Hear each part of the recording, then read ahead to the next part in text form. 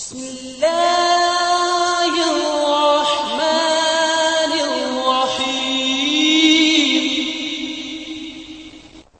السلام علیکم ناظرین، جیسا کہ ہم نے پچھلے حصے میں ذکر کیا، ایک عورت زہرا بابل کے عدالتی دربار میں داخل ہوئی، لیکن زہرا کوئی عام عورت نہ تھی، نہ اس کا حسن عام تھا، نہ اس کا فتنہ۔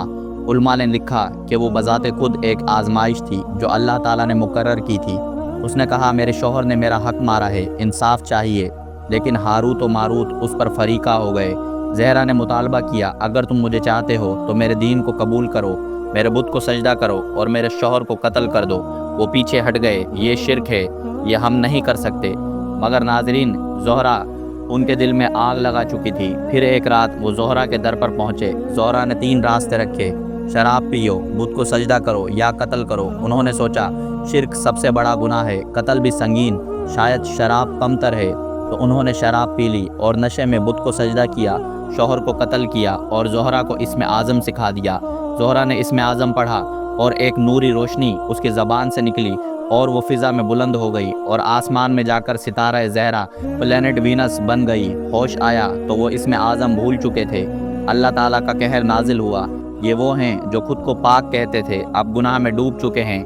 حضرت ادریس علیہ السلام سے توبہ کی درخواست کی۔ اللہ نے فرمایا، دنیا میں عذاب لو یا آخرت میں؟ انہوں نے کہا، ہم دنیا کا عذاب لیتے ہیں۔ تب اللہ نے حکم دیا، انہیں بابل کے کنویں میں الٹا لٹکا دو، زنجیروں سے باندھ دو، جہاں قیامت تک وہ جلیں گے، پیاسے رہیں گے، چیخیں گے۔ قرآن میں فرمایا گیا، یہ دونوں کسی کو کچھ نہ سکھاتے جب تک نہ کہتے کہ ہم فتنہ ہیں، کافر مت بنو۔ تب فرشتے جھک گئے اور کہا، اے رب، اب ہم سمجھ گئے انسان کا نفس کتنا طاقتور ہے۔ قرآن کہتا ہے، اور فرشتے رب کی تسبیح کرتے ہیں اور زمین والوں کے لیے مغفرت مانگتے ہیں۔ کبھی غرور نہ کرو، حتیٰ کہ اگر تم فرشتے ہو۔ نفس سب سے بڑا دشمن ہے، معافی صرف اللہ کی رحمت سے ممکن ہے اگر ندامت سچی ہو۔ ناظرین، یہ تھا ہاروت و ماروت کا مکمل واقعہ، ایک ایسا واقعہ جو ہمیں سکھاتا ہے کہ عبادت سے زیادہ اخلاص اور علم سے بڑھ کر انکساری اہم ہے۔